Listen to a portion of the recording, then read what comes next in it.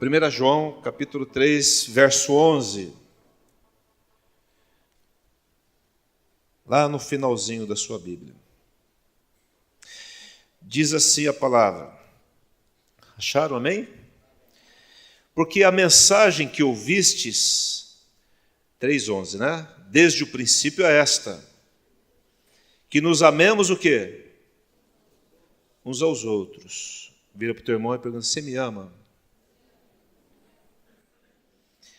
Não segundo Caim, que era do maligno, que assassinou o seu irmão. E por que o assassinou? Porque as suas obras eram más e as dos seus irmãos justas. Irmãos, ele está falando para quem aqui, igreja? Para irmãos, para nós, cristãos. Irmãos, não vos maravilheis se o mundo vos odeia. Nós sabemos que já passamos da morte para a vida, porque amamos os irmãos, porque aquele que não ama permanece na morte. Todo aquele que odeia a seu irmão é assassino. Ora, vós sabeis que todo assassino não tem vida eterna permanente em si. Nisto conhecemos o amor, que Cristo deu a sua vida por nós e devemos dar a nossa vida pelos irmãos. Ora, aquele que possuir recursos deste mundo e vir a seu irmão padecer necessidade e fechar-lhe o coração, como pode permanecer nele o amor de Deus? Filhinhos, não amemos de palavra nem de língua, mas de fato e de verdade. Senhor, em nome de Jesus, pedimos que a Tua graça seja sobre nós, mais uma vez neste culto e na ministração desta palavra. Fala conosco. Eu queria que você orasse comigo, dizendo assim, Senhor Jesus, eu vou ouvir a Tua palavra. Eu vou ouvi-la como vinda do Senhor. Me ajude, Espírito Santo, a colocá-la em prática, em nome de Jesus. Amém. Queridos, eu quero trazer uma mensagem que é talvez um dos maiores desafios da vida cristã. E por ser um desafio, há várias maneiras de entender um texto como esse.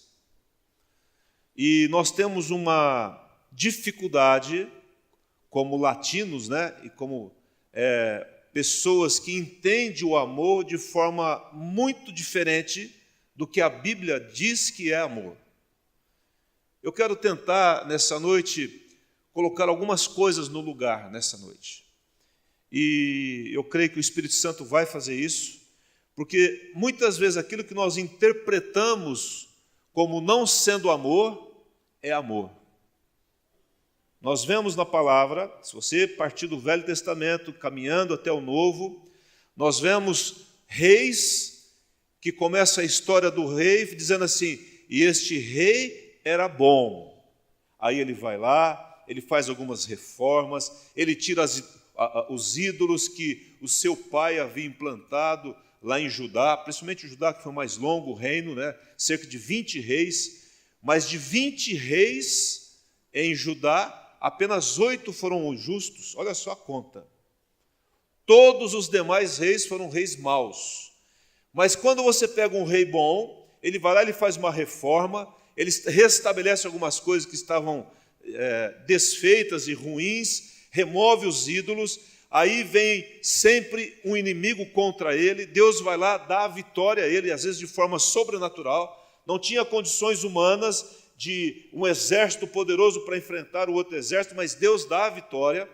E aí, pelas tantas, quando tudo parece que está muito bom, diz a Bíblia que Deus, Ele permite que alguma coisa aconteça para conhecer o que está no coração daquele rei.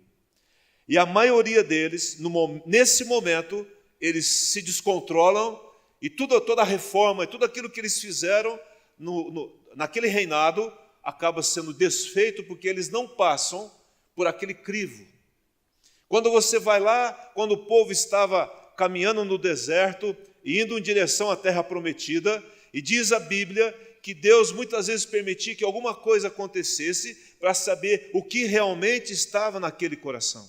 E aquilo era um ato de amor de Deus. Não era um ato de desamparo, não era um ato de um Deus irado, não era um ato de disciplina, não era. Era apenas para que eu saiba o que está no meu coração. Queridos, a primeira coisa que eu quero dizer e deixar no teu coração é que aquilo que prova o nosso coração não são as bonanças da vida. Não é o momento em que você arruma um emprego, está ganhando bem, no momento que você tem saúde, no momento que os relacionamentos estão todos corretos, está muito bom, a tua família está indo bem, o filho está indo bem na escola. Não, isso não prova o nosso coração. O que vai provar o nosso coração e o nosso amor por Deus e o nosso amor pelas pessoas são os momentos de crise. São os momentos em que nós oramos e parece que nós estamos falando, num lugar oco, não tem eco. São momentos em que você ajoelha lá de madrugada e você ora e parece que a oração não passa do teto. São momentos em que você mais precisa das pessoas e parece que elas mais distanciam de você. E aí você fala assim, Deus não me ama. Não, Deus está falando assim, eu te amo tanto que eu estou permitindo que isso aconteça. As pessoas não me amam. Não, eu te amo tanto que eu que estou promovendo isso. Porque eu, Deus, quero saber o que rola aí dentro, o que vai aí dentro. Como diz os jovens, né? O que está rolando aí dentro. E na maioria das vezes nós começamos a culpar as pessoas. Aí nós culpamos o parente, nós culpamos o amigo, nós culpamos a igreja, nós culpamos, sei lá, o esposo, a esposa, os filhos, porque nós estamos carentes naquele momento. E Deus fala assim, você sabe o que eu quero mostrar para você com tudo isso? É que eu me basto na sua vida. Deus está falando com isso conosco. Não é que eu não preciso de ninguém, irmão. Nós precisamos das pessoas, amém? Dá uma esticada assim, põe a mão no ombro do teu irmão e fala assim, eu preciso de você. Nós precisamos de um achego, nós precisamos de um beijo, nós precisamos de um abraço. Amém? Fala nisso, vamos ficar de pé aqui. Fique de pé. Dá um abraço gostoso no teu irmão. Fala assim, eu preciso desse abraço. Né? Aleluia. Nós precisamos disso. Amém? É bom ou não? Mas diga assim comigo, mas eu não dependo disso. Amém, não? Isso é muito bom, nós precisamos disso. Olha, eu estou dizendo, eu estou medindo muito bem as palavras aqui. Né? Isso é muito bom, eu preciso disso, mas eu o quê? Não dependo disso. Amém, não? Por que eu quero falar isso para você? Porque quando nós dependemos do outro, nós nos tornamos muito vulneráveis. Nós nos tornamos fracos. Não é aquela história, o exagero de que eu tenho Deus, não preciso de ninguém. Irmãos, precisamos uns dos outros, sim. Nós precisamos delas, mas nós não dependemos delas. Entende a palavra precisar e depender? Entenda isso. Eu preciso de você, mas eu não dependo de você. Eu preciso da minha esposa. É muito bom viver com ela. Tem hora que eu sou insuportável para ela, eu sei disso, mas eu não dependo dela. Eu dependo de quem? Então, aquele versículo que diz assim, maldito o homem que confia no homem, na leitura simples da Bíblia, então eu não posso confiar, é por isso que eu não confio em ninguém mesmo. Não, irmão, não é isso que a Bíblia está dizendo. A Bíblia está dizendo que maldito o homem que confia no homem faz dele o seu braço. Aí é uma dependência do ser humano. Aí, irmãos, é você apoiar numa bengala onde ela tem uma ponta e isso vai atravessar a sua mão. Esse é o ser humano. Mas quando nós dependemos do Senhor, Ele coloca nas nossas mãos não uma bengala, Ele coloca o braço dele e Ele nos conduz e Ele nos fortalece. E aí eu não me machuco, e se me machuco eu sou curado. Porque é muito bom, a igreja é uma família, e é muito bom nós estarmos juntos. Estivemos juntos hoje de manhã, almoçamos juntos, damos risada, abraçamos, ficamos felizes da vida, entramos na água fria, esqueceu de ligar o negócio lá, né? E eu fui, e dessa vez eu falei assim, hoje eu vou batizar, justamente no meu dia, esquece de ligar a água lá. Né? Mas tá bom, Deus está falando. Fala a Deus, você me deu me deu um calote hoje, porque quem queria entrar era ele. Ele falou assim, não vou entrar não trouxe nada. Aí eu já fui meio preparado, eu sempre vou, né? Disse, tá bom, é eu. Aí justamente num dia não liga o aquecedor, mas tá bom, Deus é bom, né? Fala a Deus, né? Ele diz assim, vamos aqui para o texto, essa é a introdução. Agora vamos lá para a mensagem mesmo. Ele diz assim no versículo 11, 3:11, porque a mensagem que ouviste desde o princípio é esta. Irmãos, presta atenção nisso. Ele está falando de uma mensagem desde o princípio, a mensagem que eu estou falando desde quando tudo começou. Desde quando Deus criou os céus e a terra. Desde quando Ele criou o homem, a mensagem principal, inicial, que move todas as coisas é esta. Qual é a mensagem? Que nos amemos uns aos outros. Por isso que eu quis desmistificar essa questão do amor. Porque para nós, amor é melação. Para nós, amor é aquele... Irmãos, às vezes eu falar firme com você é amor. E você falar firme comigo é amor. Isso é um ato de amor. Pai que não disciplina filho é porque não ama filho. Eu amo tanto meu filho que eu nunca disciplinei ele. O negócio vai mal. Alguma coisa está errada aí. E no exercício de um relacionamento de amor, vai ter muito perdão de lá, perdão de cá, perdão de lá, perdão de cá. E tem hora, irmãos, que você engole sapo com as patas abertas de fasto, né? O negócio desce arranhando tudo. Mas diga assim comigo, faz parte da vida. Isso vai provar o quê? O meu coração. E aí eu perdoo, eu libero, eu tenho uma máxima na minha vida, né? A pessoa vem pedir perdão para mim, eu falo, você já está perdoado. Mas como, pastor? Já está perdoado. Eu não quero nem saber, você não precisa pedir perdão para mim. Eu vou lá pedir perdão, pastor, você já está perdoado. Se é bom você vir pedir perdão para mim, amém. Mas de antemão você já está perdoado. Eu não vou desviar os olhos de você, eu não vou desviar de você para não te abraçar, eu não vou, porque você é pastor, não, porque eu sou gente que nem você. E as minhas inclinações carnais é para rejeitar, é para desviar, é para não olhar, é para julgar. Então ele está dizendo, desde o princípio, é que nós amemos uns aos outros. E aí ele vai falar algumas coisas que eu quero explorar um pouquinho esse texto aqui. Lá em João capítulo 13, não precisa abrir, ele diz assim, novo mandamento vos dou. Qual é o novo mandamento de Jesus? É o mandamento desde o princípio, que vos ameis uns aos outros, assim como, da mesma forma que eu vos amei, que também vos ameis uns aos outros. Queridos, a marca do discipulado de Jesus é amar um ao outro. O termômetro do nosso amor a Deus é o termômetro do meu amor por você e de você por mim. O que mede o meu amor por Jesus é o nosso relacionamento. Quem entendeu isso? Amém, não? Porque ele vai dizer assim, e nós vamos caminhar aqui. Ora, se você não ama aquele que vê, como é que você vai amar aquele que não vê? Ele diz, aquele que faz isso é mentiroso. E é claro aqui no Evangelho de João. E eu queria que você lesse o Evangelho de João, o João capítulo 1, 1 João 1, 2 e 3, essa semana, que você parasse e refletisse versículo por versículo. Então, há um novo mandamento, e ele dá aqui uma medida, assim como eu vos amei. Essa é a marca do discipulado. No versículo 14 aqui de 1 João capítulo 3, vai aí comigo, por favor, diz assim, nós sabemos que já passamos da morte para a vida. Por quê? Amamos os irmãos. Aquele que não ama permanece aonde? Na morte. Ora, irmãos, se você ver aqui o capítulo 2, verso 9, ele fala assim, aquele que diz estar na luz e odeia seu irmão até agora está em trevas. Aquele que ama seu irmão permanece na luz, e nele não há tropeço. Aquele, porém, que odeia seu irmão está nas trevas, e anda nas trevas, não sabe para onde vai, porque as trevas lhe cegaram os olhos. Então, em primeiro lugar, que ele está dizendo que é uma evidência, um sinal de que eu nasci de novo, e o sinal é o meu amor pelos irmãos. Não está falando de intensidade de amor, é amar uns aos outros. Como é que eu provo que eu nasci de novo? Como é que eu provo a minha fé? Amando as pessoas, amando uns aos outros.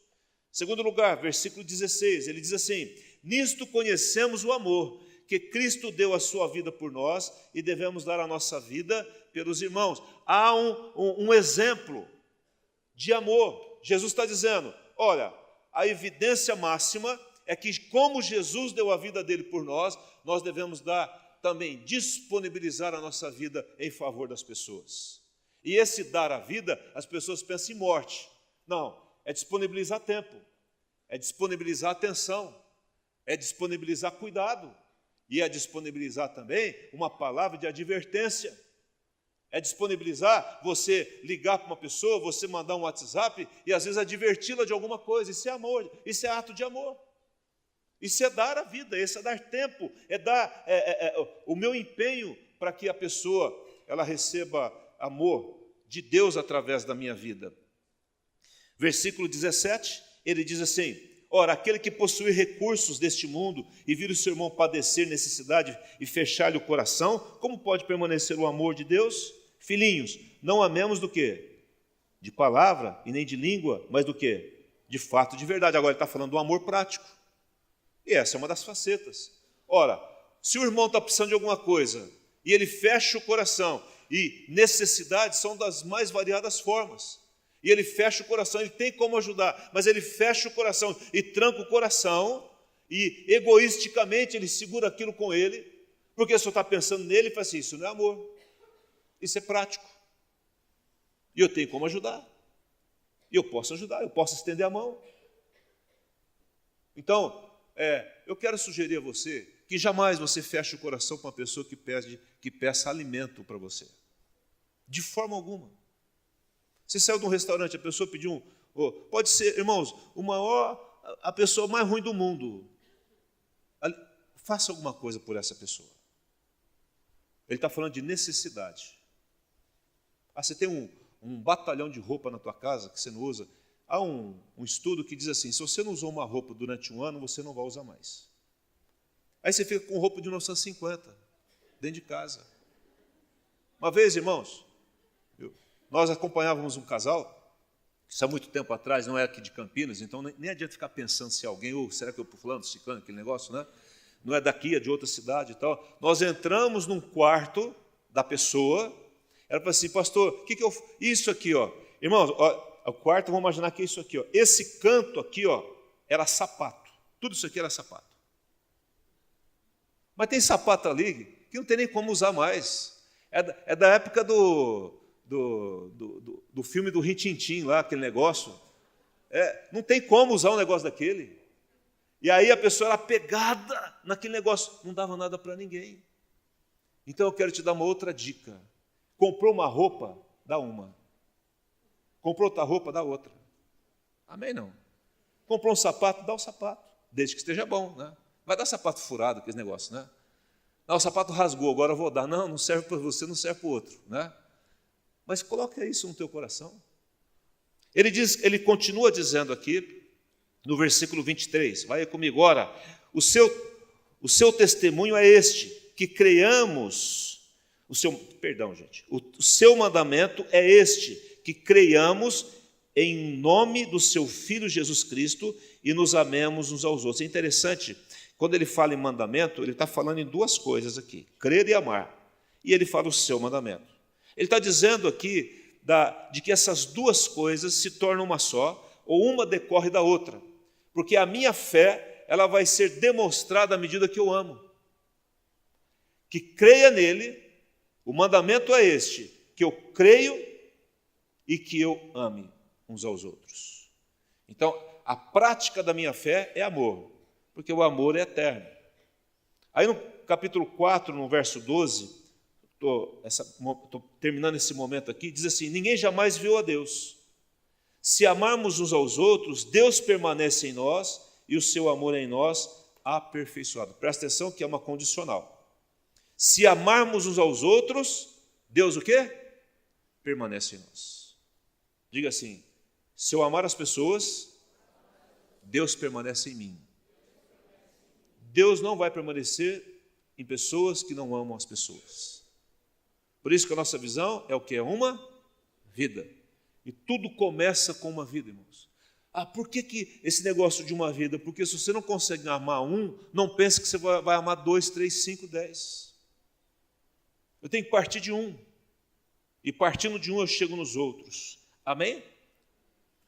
Ele diz no versículo 18, aqui do 4:18, ele diz assim: no amor não existe medo, o perfeito amor lança fora o medo. Ora, o medo produz tormento. Logo, aquele que teme não é aperfeiçoado no amor. Nós amamos porque ele nos amou primeiro. Se alguém disser ama a Deus e odiar o seu irmão, é mentiroso. Pois aquele que não ama a seu irmão, a quem vê, não pode amar a Deus a quem não vê. Amém? Então a frase é assim, vamos pegar o versículo. Só amo aquele que eu não vejo, quando eu amo aquele que eu vejo. Amém? Eu só vou amar uma pessoa que eu estou enxergando. Você está olhando, está vendo pessoas, né? Eu só vou amar a Deus que eu não vejo se eu amar a pessoa que eu estou vendo. E ele diz assim, e aquele que diz que ama a Deus e não ama o irmão, ele classifica como mentiroso. E esse, diz a Bíblia, não tem vida própria em si mesmo. É interessante que quando ele começa lá no texto dizendo, no princípio era assim, amar uns aos outros, e Jesus, quando veio, ele começou a ensinar isso aos discípulos. Ele deixou isso registrado. Mas é interessante que os discípulos, por algumas vezes, eles tiveram dificuldade de entender isso. E Jesus agindo, dando exemplo, se movendo nesse amor, ele sempre demonstrou esse amor pela pessoa, pelo indivíduo, e algumas vezes eles demonstraram o coração deles, que muitas vezes é o nosso coração natural, e que precisa ser mudado em nome de Jesus. Então, coloca aí para mim, Mateus capítulo 6, por favor, verso 7.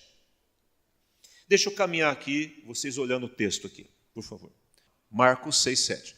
Chamou Jesus aos 12 e passou a enviá-los, de 2 a 2, dando-lhes autoridade sobre os espíritos imundos. O que está acontecendo aqui? Jesus chama os 12, divide, deu autoridade para expelir demônio e falou assim, agora vocês vão e comecem a pregar a palavra de Deus. Agora você vai, 12 agora, 6, 12. Diz assim, então saindo eles, pregavam ao povo que se arrependesse. 13. Expeliam o quê? Muitos demônios e curavam quantos? Numerosos enfermos, ungindo com óleo. Então, eles, debaixo da autoridade de Jesus, eles saem e começam a expulsar demônio, começam a curar. E aí, o que acontece no versículo 30? Versículo 30 agora. 6:30. Voltaram os apóstolos à presença de Jesus e lhe relataram tudo quanto haviam feito e ensinado. Vai lá, mais um pouco, mais um. Ele lhes disse, vinde repousar um pouco aonde? À parte, num lugar deserto, porque eles não tinham tempo nem para comer, visto serem numerosos os que iam e vinham. Deixa esse versículo, por gentileza, aí. O que está acontecendo aqui é que eles trabalham muito. Jesus, quando eles chegam, eles deviam estar muito cansados. E Jesus olhou para a galera ali e falou assim, esse pessoal está cansado. E eles fazem essa proposta, vinde repousar um pouco, aonde? À parte. Vocês estão cansados, vocês trabalharam muito, então agora vamos dar uma descansada. Então, alugaram lá o CCF da Igreja da Família Cristã, vão fazer um churrasco e vão passar uma tarde lá na piscina, tal, água quente, já ligou o negócio lá, e aí a água morninha para todo mundo dar uma relaxada, e aquela coisa boa. E assim, é hoje, os discípulos falam assim, é hoje, né, que nós vamos aí desfrutar da presença de Jesus e que nós vamos ter um tempo para descansar. Aí o que acontece? Vai lá, no próximo versículo. Então foram a sós no barco para um lugar solitário. Deixa eu pular aqui. Versículo 34. Vai lá. Ao desembarcar, aí o que acontece? Eles vão no barquinho para chegar no lugar, e ao desembarcar, o que aconteceu? Viu Jesus o quê? Ué, mas eles não iam descansar? Mas aí tem a multidão. Agora, você imagina o seguinte, os discípulos estavam todos preparados para fazer o quê? Para descansar. Aí eles chegam do outro lado, tem um monte de gente. Aí eles pensaram assim, Jesus vai mandar esse povo embora. Porque nós estamos cansados, ele está cansado, nós expulsamos muito demônio, nós somos bons nesse negócio de expulsar demônio, curar. Você vê, a gente põe a mão, o pessoal sai curado, só que a gente está cansado, a gente está aqui, compramos já um churrasquinho aqui, vamos comer alguma coisa. Ao desembarcar, uma grande multidão, e compadeceu-se deles. Quem compadeceu-se dessas pessoas? Os discípulos não. porque eram como ovelhas que não tinham pastor, e passou a ensinar-lhes muitas coisas. Aí, queridos, depois dessa pregação, desse ensino, no versículo 36 diz assim, vai lá, estava um monte de gente, aí os discípulos falam lá, despede-os para que, passando pelos campos ao redor e pelas aldeias, comprem para si de comer. Eles estão entendendo a mensagem, não? Não estão entendendo nada. Porque Jesus acolhe aquelas pessoas e junta 5.000 homens, fora mulheres e crianças. Jesus fala, e o povo começou a ficar com o quê? Com fome. Aí os discípulos chegam para Jesus e falam assim, Jesus, não saiu churrasco, não teve guaraná, não teve nada, trabalhamos mais ainda, despede o povo. Irmãos, o povo estava com fome, o povo ia desfalecer no meio do caminho. O que Jesus fala? Versículo 37. Porém, respondeu Jesus, dai-lhes vós mesmo do quê? Mas eles não estavam cansados? A proposta de Jesus não era que eles fossem para um lugar para dar um relax, né? Pegar uma, como chama aquilo? Ofurô, né? E imagina os 12 no ofurô, ai, que maravilha. Eles até sonharam com o negócio, né? Mas agora tem uma multidão de mais de 5.000 pessoas, sabe Deus quantos, né?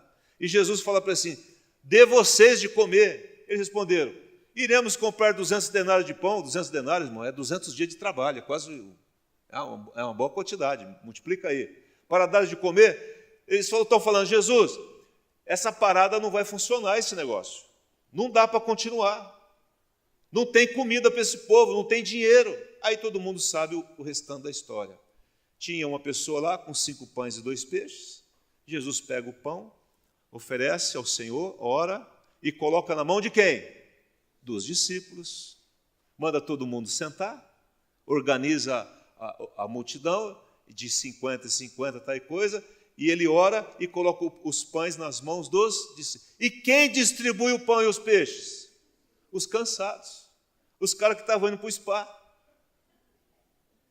O que eu quero mostrar para os irmãos com essa história é que algumas vezes aqui na história do discipulado de Jesus, eles mandam despedir as pessoas. Uma vez, aquela mulher cananeia, aquela mulher grega, né, Cirofenícia, que a filha estava endemoniada, e ela chega clamando a Jesus que ele venha libertar a filha dela. E aí diz a Bíblia que os discípulos virou para Jesus e falou assim, despede essa mulher. Olha, irmãos, não estão entendendo o coração de Jesus. Manda essa mulher embora. Jesus dá uma provada na mulher, ele vê a fé da mulher e a filha lá na casa dela acaba sendo liberta. Em outro momento, trouxeram algumas crianças para que Jesus pudesse colocar as mãos sobre eles. Aí os benditos dos abençoados discípulos falaram assim, sai daí, menino, não atrapalha Jesus não. Aí Jesus fala o quê? Deixa eles virem a mim, não embaraça as crianças não, porque dos tais é o reino dos céus. Amém, não? Aí numa outra ocasião, estava lá Jesus passando pelo caminho, o Bartimeu, cego, mendigo, quando ouve que é Jesus, começa a gritar, desesperado, Jesus tem misericórdia de mim, Jesus filho de Davi, tal coisa, e a multidão fala assim, cala a boca, Bartimeu. Percebe que a multidão, os discípulos, eles querem para eles, mas não estão pensando nos outros. E Jesus está pregando o amor de um para com os outros. E entenda e lembre-se do início da mensagem, quando eu fiz uma colocação sobre a questão do amor. Porque muitas vezes Jesus também disciplinou. Aí, quando Jesus falou que ia para a cruz, Pedro falou assim, o senhor não vai não. Ele falou, arreda-te de mim o quê? Satanás. Jesus, ele era com amor, mas ele sempre foi firme nas suas convicções e muito preciso naquilo que ele falava. E daqui a pouco Jesus fala assim, quem não comer da minha carne e beber do meu sangue não terá parte no reino. Aí muita gente vai embora e fica os 12, aí vocês não vão embora também não? Aí Pedro faz aquela declaração, para quem iremos, se tu tens as palavras de vida eterna? Eu quero mostrar para os irmãos, é que Jesus, ele não tinha problema de agir amando, abraçando, se deixando tocar por uma mulher, por uma prostituta, ou uma mulher que estava com fluxo de sangue, mas algumas vezes também por amor ele disciplinava. E ele agia de forma muito precisa, e eu creio que nessa noite o Senhor está falando ao seu coração, e nós estamos aprendendo algumas coisas. A Bíblia diz lá em Mateus 10, 42, e quem der a beber, ainda que seja um copo de água fria a um desses meus pequeninos, de modo algum perderá o galardão. Ele está dizendo de coisas simples. Copo de água fria. Não é, irmão, você dá um carro para uma pessoa, apesar que quem quer um carro aqui? Mas ele não está falando disso, ele está falando de algo muito simples. Ele está falando de uma palavra, ele está falando de um abraço, ele está falando de um sorriso, ele está falando de você sair do lugar e vir dar um abraço em alguém. Ele me deu um tapa nas costas, quase me deixou roxo agora aqui, mas foi bom o abraço, né? O que eu quero mostrar para os irmãos, o Espírito Santo está falando conosco, é que essa questão de amor, ela é essencial para provar que eu nasci de novo, que eu sou um verdadeiro cristão, que Jesus habita em mim, que o amor do Pai foi derramado em meu coração pelo Espírito Santo, porque Ele é o amor de Deus em mim, eu sou a morada dEle aqui, e por causa desse amor, eu suporto, o amor tudo suporta, diz a Bíblia, o amor não se orgulha, o amor não quer mandar, o amor quer servir, o amor, ele anda a primeira milha, a segunda milha, ele dá outra face, isso é amor. E o Senhor nos ensina isso na sua palavra. E eu quero terminar aqui, abra sua Bíblia em Hebreus, capítulo 13. Eu quero terminar com isso aqui. Diz assim, Hebreus 13, versículo 1. Acharam, amém? Seja constante, seja o que, igreja? O amor o quê? O que é amor fraternal? Amor de irmãos não só de sangue, mas irmãos na fé. Esse é amor fraternal, mas é de família, né? E aí ele começa a falar algumas coisas. Como que nós podemos expressar esse amor fraternal e essa constância? Por que ele fala assim, seja constante? Por causa da nossa tendência da inconstância. Porque hoje eu estou explodindo de amor, amanhã não tem nada para dar. Hoje eu estou fazendo juras de amor, e amanhã eu estou descendo a lenha na pessoa que eu dizia que amava. Ele fala assim, não, existe uma crescente.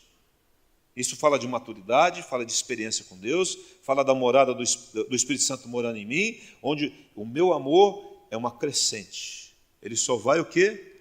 Crescendo. Quantos querem que o teu amor cresça em nome de Jesus? Fica com a mão erguida, você que levantou a mão. Então diga assim, então eu vou ser provado. Porque, irmãos, só cresce através da provação. Amém, não? Aí eu sou provado numa situação com o Sérgio. Quando eu venço, eu sou aprovado naquela aprovação, eu saio do outro lado o quê? Maior. Amém, não? Aqui o pastor que pregou aqui para o jovem, uma pena você não ter vindo ontem à noite, uma mensagem lindíssima, lindíssima, maravilhosa, e ele estava dizendo assim, a crise é uma bênção, porque é na crise que você toma decisões de vencer aquela crise e sair maior e melhor. É a crise que nos faz levar a pensar, a refletir sobre a nossa vida, a realinhar as nossas prioridades. Irmãos, a crise é uma bênção. O sofá, o fofinho do sofá, não vai te levar a lugar nenhum. Mas o duro do banco vai te levar a muita coisa. Amém? Não? Eu fui numa igreja lá na Namíbia, quando Angola ficou em guerra quase 32 anos, uma guerra civil que matou 1 milhão de pessoas e deixou não sei quantos 1.000 pessoas sem perna, sem braço, por causa de minas, O país tinha lugar que você não podia passar, tem minas enterradas em Angola até hoje, porque é muito caro achar a mina e desarmar a mina. É muito caro. É muito mais caro você desarmar uma mina do que você comprar e instalá-la. Então o país ainda, volta e meia, o cara está lá na roça, estoura uma bomba até hoje, uma mina, e arranca a perna da pessoa e assim vai. Né? E eu estava lá, e muitos angolanos foram para a Namíbia, como está acontecendo hoje, né? Refugiados, e eu fui num campo de refugiado muito grande. Foi a primeira vez na minha vida que eu conheci um campo de refugiado. São tratados meio como animais, é ração. Né? Mas eles estão vivos ali. O país acolheu. Há uma certa condição ali. E aí me levaram na igreja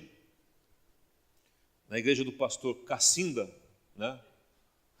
O Lucas lembra até hoje do nome do homem, né? E ele me mostrou, falou assim, pastor, deixa eu mostrar a minha igreja. A igreja dele não tinha teto, não chove, lógico, lá não chove, né? É meio que no deserto. E os bancos da igreja eram tijolos. E o batistério era um buraco no chão, tudo de terra. Não tinha um grama de concreto, nada, absolutamente. E ali era a igreja do Cacinda. Era ali que ele evangelizava, ali que ele falava do amor de Deus para aquele povo. Mas aquilo vai trazendo no povo um desejo, um desafio de amar a Deus.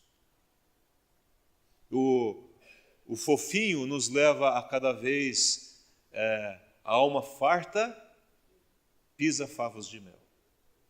E nós não aproveitamos aquilo que Deus está nos dando. Mas a alma, como que é o versículo lá, pastor Eugênio? A sedento, né? Todo amargo é doce, alguma coisa assim, lá em Provérbios. O que eu quero mostrar para os irmãos é que o Senhor nos desafia a crescer em amor. E Ele está dizendo aqui, a constância do amor fraternal. Em primeiro lugar, no versículo 2, ele fala assim, não negligencieis na hospitalidade, pois alguns praticando-a sem saber, acolheram o quê? Quem gostaria de receber um anjo na sua casa? Então acolha as pessoas, abra a porta da sua casa. Vamos imaginar que nós fôssemos receber aqui uma equipe de 50 pessoas que vamos acolhê-las porque elas querem fazer um treinamento ministerial. Quantas casas nós teríamos para serem abertas e para receber uma pessoa estranha, mas que pode ser um anjo? Só que a gente criou um medo, né? Vai que é bandido, vai que está entrando em casa. Irmãos, nós recebemos, morou conosco, um monte de gente, que tudo virou pastor. Não que eu falasse que para entrar na minha casa tem que ser pastor, nada disso. É porque as pessoas acabaram, e alguns se desviaram, estão fora também, mas a grande maioria se tornaram pastor e moraram conosco lá.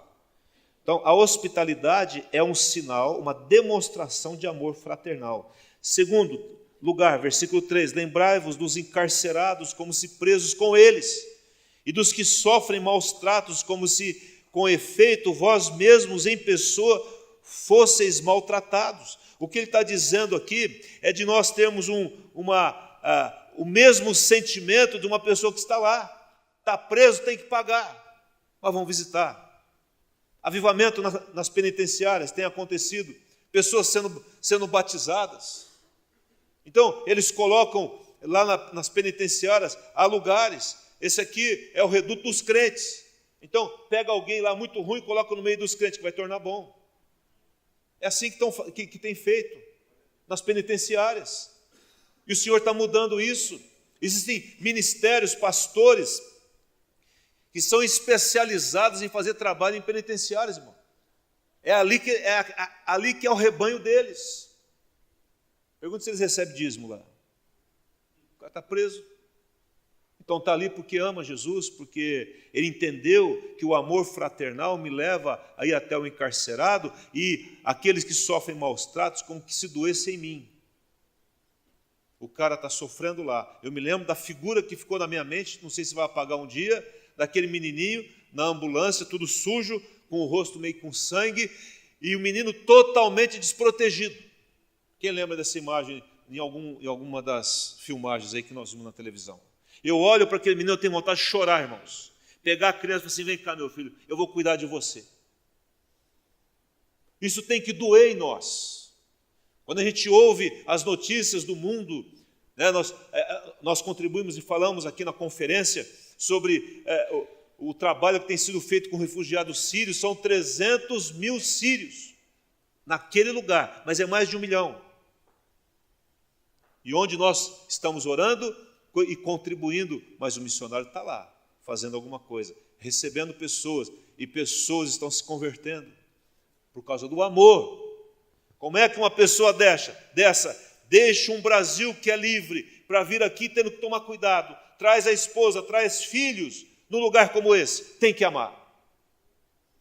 Mas o mesmo amor é quando eu olho isso dói em mim e eu falo assim, eu quero contribuir com isso. Abra um lugar aí, acolha mais crianças, acolha mais refugiados, em nome de Jesus. Vamos cuidar aqui da periferia. Vai lá visitar na Vila Olímpia os projetos que tem lá do Projeto Uma Vida. Visita, vai lá de segunda, terça, sábado, né, Paulinho? Vai lá na casa de idosos, carentes, onde eles não colocam um tostão, nem a aposentadoria deles nós recolhemos ali, para dizer, nós amamos vocês. E está aqui, tem alimento, estava lá fazendo exercício com a Lia, né? E perninha para cá, perninha para lá, nheque daqui, nheque de lá, e aí vai jogando um pouquinho de WD nos negócios e vai desenferrujando. Daqui a pouco, você chegar lá, os velhinhos estão tudo assim, aleluia, glória a Deus, né? Por quê? Porque está sendo cuidado. É você vir aqui num dia da saúde do Cambuí e falar assim, estou à disposição. O que vocês precisam de mim aqui? Eu quero ficar o mais desconhecido possível, desde que eu sirva, desde que eu abençoe pessoas. O que você está precisando aí no meio dos jovens, Ader, dos adolescentes, das crianças, aqui do Nitro? Estou aqui, estou à disposição. Eu quero dar aula. Não tenho muita habilidade, mas estou disposto. Quero aprender. Quero ficar na porta, quero ser receber, quero ficar na integração, quero ficar nisso, naquilo, quero dar aula aqui, ali. Quando aqui na conferência teve o depoimento do irmão que cuida lá no Itatinga, ele falou assim, nós estamos fazendo alguns projetos, ajudando, porque para uma mulher sair da vida de prostituição, ela tem que sobreviver de alguma forma. Então vamos montar microempresas. Aí uma irmã chegou para mim e falou assim, o que você acha? Você acha que ele vai ficar ofendido se eu falar que eu posso dar aula de inglês lá? Eu falei, vai ficar maior feliz. Vai lá e fala para ele, se disponha. Mas pastor, na igreja da família, eu não estou preocupado com a igreja da família, irmãos. Eu estou preocupado com o reino de Deus. Ninguém vai para o céu porque está na igreja da família. Você vai para o céu porque você crê em Jesus, porque você serve Ele. Amém, não? Esses dias eu fui numa casa de pessoas de um albergue, né? E fui conhecer um irmão lá que tem uma casa lá para cima, e fui conhecer como é que é, porque a gente tem uma ideia de ajudar, tirar as pessoas da rua. Eu não aguento ver uma pessoa na rua, enquanto eu vou para casa, coloco minha cobertinha quentinha, tomo lá o meu leitinho, o meu chazinho antes de dormir, e o outro está morrendo. Mas é vagabundo, pastor, não quer trabalhar, mas será? E aí eu fui lá. Aí daqui a pouco você é da igreja da família? Tem uma irmã tua aqui que vem aqui cortar cabelo do pessoal aqui direto. Eu não sabia, irmã, mas ela nunca falou para mim. E ela vai lá cortar o cabelinho do pessoal da rua aí. Então eu fiquei sabendo por um acidente. Mas ela está lá, e faz tempo que essa irmã está lá, se doando nesse trabalho. E você tem e eu tenho, por amor. Se não é por amor, não adianta fazer. 1 Coríntios diz assim, só barulho. O que nos move é amor, compaixão pela pessoa, compaixão pelo necessitado. Ele continua dizendo, no verso de número 4, ele fala sobre um matrimônio digno de honra entre todos, estou terminando, seja o matrimônio bem como leite sem mácula, porque Deus julgará os impuros e adúlteros. O que tem a ver a isso com o amor fraternal? A sua esposa, o seu esposo é o fraterno mais próximo de você, e nós temos que cuidar desse relacionamento matrimonial. E ele fala assim, não pratique impureza. Vocês não precisam dar um upgrade aí no seu relacionamento usando coisas mundanas e impurezas. Ele está dizendo, olha, cuida da sua casa. Porque às vezes, irmãos, a gente estende a mão para o de fora e o de dentro está clamando, gritando, a criancinha está falando, me pega no colo. O Senhor nos leva a olhar para dentro da nossa casa, do nosso cônjuge, né? Chega em casa e pergunta para o seu cônjuge, meu querido, minha querida, como é que eu tenho sido? O que eu posso fazer para ser melhor? Amor fraternal. Em último lugar, no versículo 5 diz assim, seja a vossa vida sem o que, igreja? Avareza, contentai-vos com as coisas que tendes, porque ele, Deus tem dito, e ele vai usar o texto de Deuteronômio e Josué, de maneira alguma te deixa, diga assim, Deus não vai me deixar, nunca, jamais ele vai me abandonar. Essa é a promessa para você, essa é a promessa para mim, mas ele fala assim, deixa a avareza o que é? É o apego às coisas materiais, é querer só para mim, é não dividir o que eu tenho com ninguém. Paulinho tem falado, pastor, eu tomei uma decisão na minha vida, não quero acumular nada, eu não quero acumular nada. É isso que você tem falado? Hã? Simplificar a vida é a frase do Paulinho. Esse é um moto dele. Eu quero simplificar minha vida. Eu quero ter um carro simples, básico, que eu possa andar, né? De preferência, se tiver um arzinho condicionado, ajuda, né? Mas, né, Paulinho? Pelo menos um arzinho vai bem, né? Mas assim, para que mais eu preciso? Eu quero só ajudar as pessoas. Amém, não? Estava conversando com o Valmir hoje, né? E o Valmir hoje virou empresário. Eu falei assim, o Valmir tem que pegar a senha agora para falar com você, né? Está com 2 empreendimentos lá na Vila Olímpia, e agora tem um terceiro nascendo, que é uma hamburgueria gourmet, lá na Vila Olímpia. Quer comer um hambúrguer gourmet, vai lá na Vila Olímpia. Um container, e assim estamos investindo, ele está pegando e está... Um sonho que era? Fazer daqueles potenciais num bairro que um dia foi de favela, que está lá hoje, trazer à tona, ativar aquilo que eles têm dentro deles. A palavra para mim, irmãos, hoje, e é muito forte no meu espírito, quando eu estou pregando aqui, eu fico clamando ao Espírito Santo que ele ative algo que já está dentro de você. Você não precisa criar, só ativar o que você tem.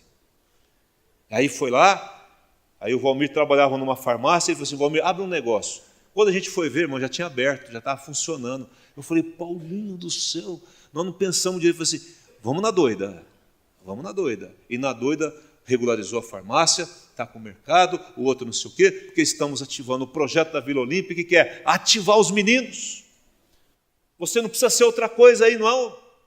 Você não precisa virar uma outra coisa e apelar, e ser uma coisa que a segurança vai ter um problema com você. Mas você pode ser uma pessoa, ele falou para mim, sabe quantas pessoas estão empregando lá? 10. Lógico que é comigo, com ele, né, o proprietário. 10 pessoas estão trabalhando. E aí ele é um homem de Deus e ele vai abençoando todo mundo naquele lugar. Isso é amor. Onde eu pego e aquilo que eu tenho e divido com aqueles menos favorecidos. Eu não quero só para mim. Aí ele termina... Aí ele libera uma outra palavra embaixo, versículo 6, assim firmamos confiantemente. Ele usa aqui o Salmo 118, o Senhor é o meu auxílio. Diga assim comigo, toda a igreja bem forte, o Senhor é o meu auxílio, não temerei, que me poderá fazer o homem? O homem não pode fazer nada contra você, se Deus não permitir. Porque maior é aquele que está dentro de você. Então, profeticamente, ele diz assim, de maneira alguma te deixarei. Meu querido, Deus nunca vai te abandonar. Ah, pastor, as pessoas me abandonaram. Não abandonaram, não. Eu não te abandonei, diz Deus. Deus nunca vai me abandonar. Se meu pai e minha mãe me abandonar, como que diz lá? O Senhor vai o quê? Me acolher. Amém? Porque você é querido do Senhor, é querida do Senhor. E... se alguém se levantar contra você, vai cair. Em nome de Jesus. Vamos ficar em pé, vamos orar. Em nome de Jesus. Feche os seus olhos. Eu queria que agora você recebesse toda a graça, toda a unção, toda a bondade de Deus, toda essa palavra que é bíblica, esse amor que nos desafia. Por isso que eu comecei dizendo que essa é a mensagem mais desafiadora, é a mensagem de amor. E eu estou pregando não porque eu sou o máximo nisso, eu quero dizer que eu estou tentando colocar isso em prática, há muitos anos já, tentando viver isso na sua totalidade. E eu clamo a Deus, me ajuda, Senhor, a olhar do lado e a ver aqueles que estão necessitados, estender a mão. Me ajuda, Senhor. Me ajuda a tirar os olhos de mim mesmo, porque a Tua palavra diz: aquele que não ama aquele que vê, não pode amar aquele que não vê. Se eu não amo a Maria, o Antônio, o José, a Joana, eu não vou amar a Deus. Então eu queria que nesse momento você recebesse uma unção de amor sobre a sua vida. Porque quanto mais você ama as pessoas, mais você está dizendo: eu te amo tanto, Jesus. Eu só posso dizer: eu sou apaixonado por Jesus se for apaixonado pelas pessoas. E quando nós somos apaixonados uns pelos outros, nós perdoamos,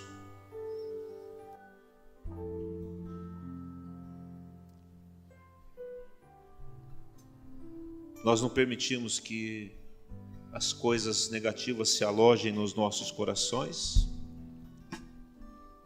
nós não ficamos responsabilizando ninguém por alguma mazela pessoal, mas nós entregamos tudo na mão do Senhor, que julga retamente todas as coisas. Vem com Teu amor, Pai, vem como uma unção, como um manto de amor nesse lugar. Porque eu amo Jesus, eu não vou, eu não faço. Porque eu amo Jesus, eu obedeço. Obedeço os meus pais, obedeço as autoridades que o Senhor colocou sobre a minha vida. Porque eu amo Jesus, eu amo as pessoas. Porque eu amo a Jesus, eu obedeço a Tua palavra, a Sua palavra. E eu quero vê-la em mim. A marca do discipulado de Cristo é o amor. 1 João nos ensina que aquele que não ama não conhece a Deus, nunca viu Deus. Então, na verdade, aquele que não ama é apenas um ato externo, uma religiosidade, mas não é algo real, porque a marca do novo nascimento é o amor. O amor de uns para com os outros. Então, Pai, eu quero te pedir agora, querido, se você tem a dificuldade agora, e você entendeu muito bem quando eu falei sobre o amor. Amor não é algo meloso, como é na nossa cultura, pegajoso. O amor não é aquele que concorda com tudo. O amor é aquele que fala a verdade, porque a verdade liberta. Amor é aquele que abraça, mas é aquele também que repreende, se for necessário. É o amor que estende a mão, que vai lá no cárcere. É aquele que sente as dores do aflito. É aquele que dentro de casa demonstra amor pelos seus e nas suas intimidades ele honra o Senhor, porque ele ama o Senhor. Está falando lá. Bem como o leito sem mácula. O amor é aquele que não é egoísta, mas ele sabe que aquilo que ele tem, que foi dado por Deus, é para abençoar pessoas, para dividir o que tem com os outros. Meu Deus, ajuda-nos a simplificar a nossa vida e viver debaixo disso que é a maneira como nós cumprimos toda a palavra, é amando uns aos outros. Toda a palavra, todo o preceito se resume numa só coisa: amar uns aos outros. Nos ajude a dar tempo para as pessoas, porque só tem sentido a nossa vida se nós damos tempo para as pessoas.